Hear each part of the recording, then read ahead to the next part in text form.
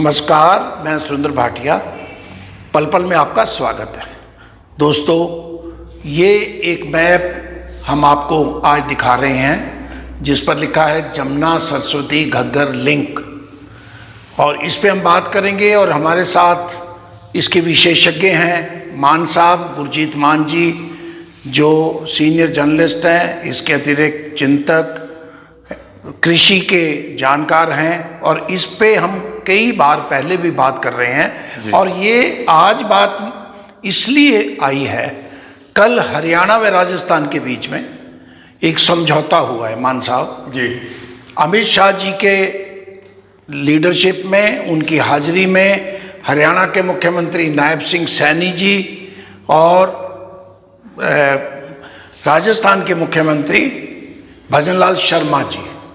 फैसला क्या हुआ है, यहाँ आप मान लो ये जमुनानगर ज़िला है, यहाँ हथनीकुंड बैराज से ये राजस्थान लगभग 300 किलोमीटर एक पाइप लाइन डाली जाएगी, और इस पाइप लाइन से जमुना का पानी राजस्थान को दिया जाएगा पीने के लिए। लेकिन 300 किलोमीटर दूर है। मेरा ये मानना है, अगर हम 300 किलोमीटर पाइप ले जा सकते हैं, ये घग्गर है मान साहब, ये घग्गर आ रही है, और ये घग्गर पंजाब के पटियाला, हरियाणा के अंबाला, हिमाचल से शुरू होकर फिर पंजाब, फतेहाबाद, और ये सिरसा, और फिर सूरतगढ़, राजस्थान चली जाती है। मैं आज का इसलिए आपको तकलीफ दी है, आज हम बात इसलिए कर रहे हैं, अगर ये जमुना और सरस्वती जिसको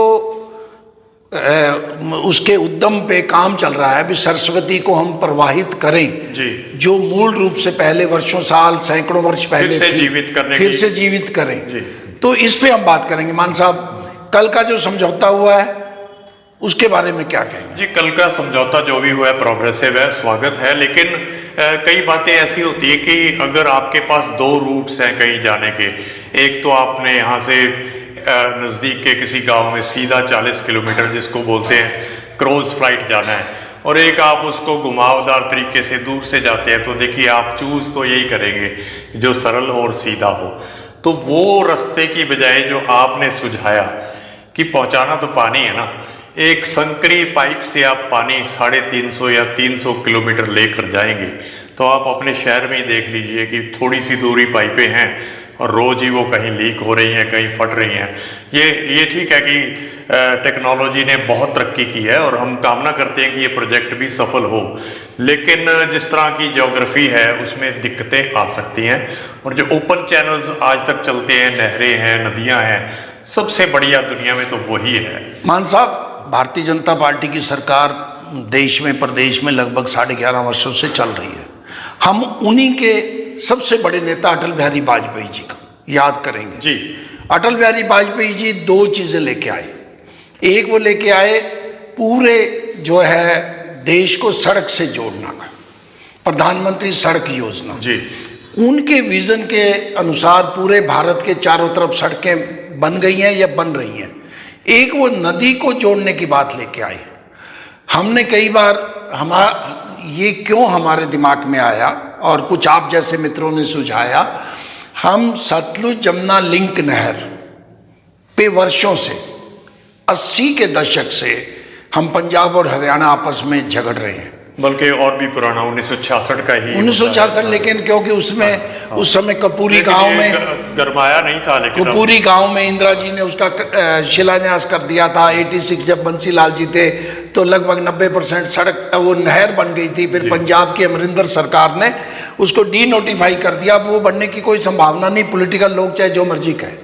हमारा ये कहना है, आपने जमुना का पानी राजस्थान को देना, आप केवल ये सरस्वती और जमुना, मेरा ये मानना है ये नियरेस्ट 18 किलोमीटर है। लेकिन कुछ लोग विशेषज्ञ कहते हैं इसके लिए हमें 45 किलोमीटर चलना पड़ेगा। ठीक है, वो हाइड्रोलॉजिकल कंडीशंस ऐसी हो सकती हैं कि बहाव शायद उस जगह पे बनता होगा जहाँ से 40 किलोमीटर दूर है, शायद 18 वाली पे उस तरह का बहाव आप 40 मान लो, तो 40 लेकिन 40 और 300 की आप एक मुकाबला करें तो 300 बहुत नहीं। दो चीज़ें मैं हरियाणा सरकार से, भारत सरकार से मांग करूंगा और हम इसको अपनी कोशिश भी करेंगे भी उठाएं, बड़े लेवल पे कुछ राजनेताओं को भी कहेंगे, कुछ सरकार को भी कहेंगे भी ये फिजिबिलिटी इस पे चेक की जाए।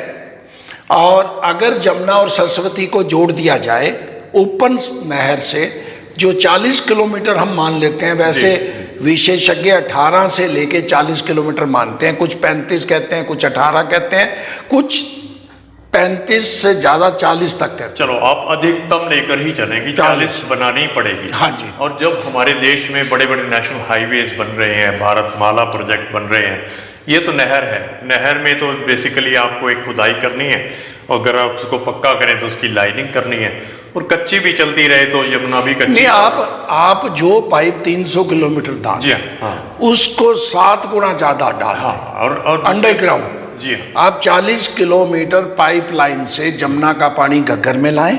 और एक बड़ी सुखद बात है, पिछले दिनों जो केंद्रीय मंत्री हैं, जल संसाधन मंत्री, उन्होंने हमारी सांसद शैलजा जी को भी लेटर लिखा और हमारे मुख्यमंत्री जी ने भी एक बैठक करी भी हम घग्गर को स्वच्छ करेंगे। जी 2 प्रोजेक्ट हैं इसमें। जी, पहले घग्गर में जो एसटीपी का पानी गिरता है वो साफ करें, और दूसरा जमुना का पानी मिलाएं, तो ये 12 महीने घग्गर हमारी चल सकती है और हमारे लिए ये जीवन रेखा है। आपने भी अपने बुजुर्गों से सुना होगा, मैंने तो सुना है कि घग्गर को वो अक्सर कहते थे कि ये सरस्वती है जो लुप्त हो गई है और ये पूजनीय है। अक्सर ये बात बिल्कुल हमारे इलाके में ऐसी की जाती थी।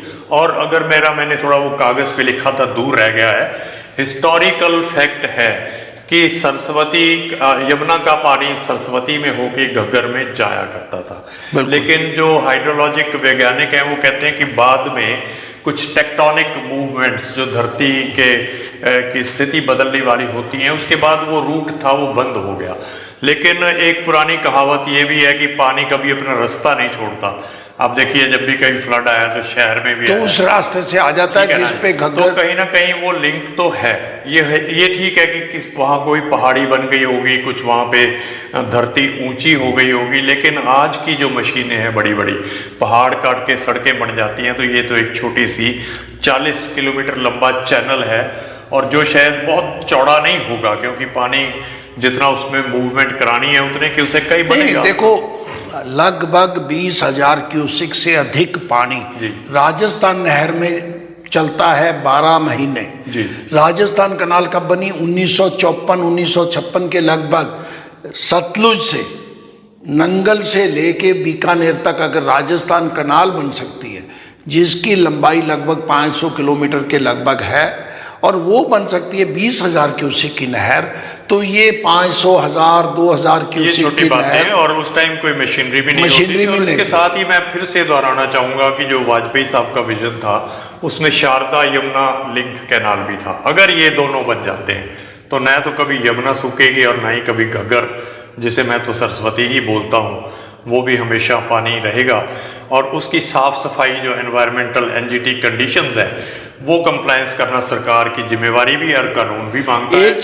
कोई पोल्यूशन उसमें न जाए। मान साहब, एक चीज मेरे मन में आ रही है, क्योंकि हमने अपने बुजुर्गों से सुना, फिर आपने रिसर्च करी और वो किया, ये जो जमुना का ये जा रहा है जी, करनाल के पास, इस जमुना को जोड़ा गया ये करनाल के पास, और यहाँ से एक सिरसा नहर निकली, और कभी ये फतेहाबाद और सिरसा तक, जो सिरसा मेजर नहर आती है, 1896 में जब साधन नहीं थे, पश्चिम जमुना कनाल का पानी सिरसा आता था, जमुना का पानी। तो इसका मतलब है जमुना का पानी सिरसा, फतेहाबाद, और वो एक ऐतिहासिक फैक्ट है। यानी कि एक नेचुरल बहाव पॉसिबल था तभी आता, तभी आया। लिफ्ट सिस्टम तो होते नहीं। और एक आप अपनी टिप्पणी दें, 1352 में, अगर मैं गलत नहीं हूं तो वो आप सर्च कर लेना, तुगलक ने पश्चिम जमुना नहर बनाई 1352 में। आज से लगभग 750 साल पहले भी ये नहरों का सिस्टम चालू हो गया था।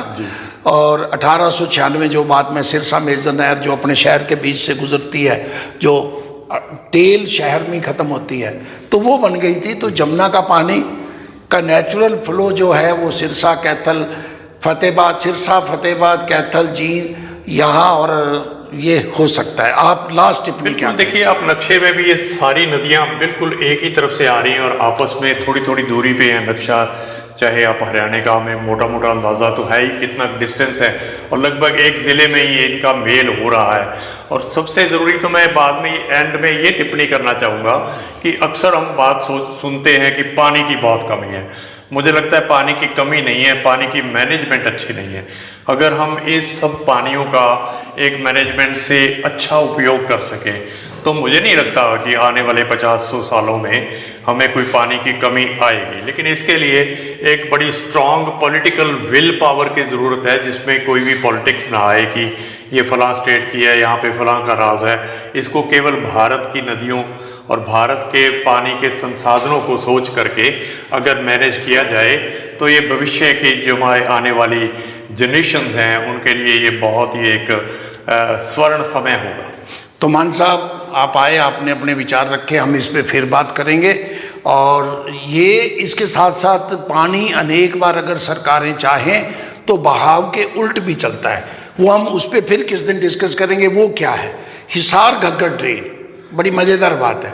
हिसार घग्गर ड्रेन बिल्कुल बहाव के उल्ट बहादुरगढ़ के आसपास से झज्जर डिस्ट्रिक्ट से चलते हुए वो ओटू तक आती है, जिसकी सफाई की कई बार बातें होती हैं। जी, उसको तो, भी अब कई दिनों से उसका मुद्दा गरमाया हुआ है, क्योंकि उसकी पानी से किसी को एतराज़ नहीं, उसके साफ पानी से साफ पानी, साफ घग्गर के उसको ट्रीटमेंट करके सेम हम। और कल ही राजस्थान के लोगों ने आकर धरना रखा है कि आप जो ड्रेन हरियाणा वाले वहाँ डाल रहे हैं वो नहीं डाल सकते। अगर कम से कम पहले इसकी पानी की सफाई की निश्चितता तो पक्की करें, फिर आप कर सकते हैं। ये अलग से बड़ा मुद्दा है, तो किसी दिन फिर इस पे बात करते हैं। बिल्कुल भाटिया साहब, बहुत बहुत धन्यवाद, आपने मुझे नमस्कार जी, बहुत बहुत धन्यवाद। और आप भी दर्शकों इस पे विचार करेंगे और अपने एरिया के राजनेताओं को इस पे मजबूर करेंगे कि ये सरस्वती को जो पिछले अनेक वर्षों से करना चाहते हैं, उसको बहाव में लाना चाहते हैं, तो ये एक माध्यम है सरस्वती को, उसके उद्यम को, उसको पुनर्जीवित करने का। नमस्कार।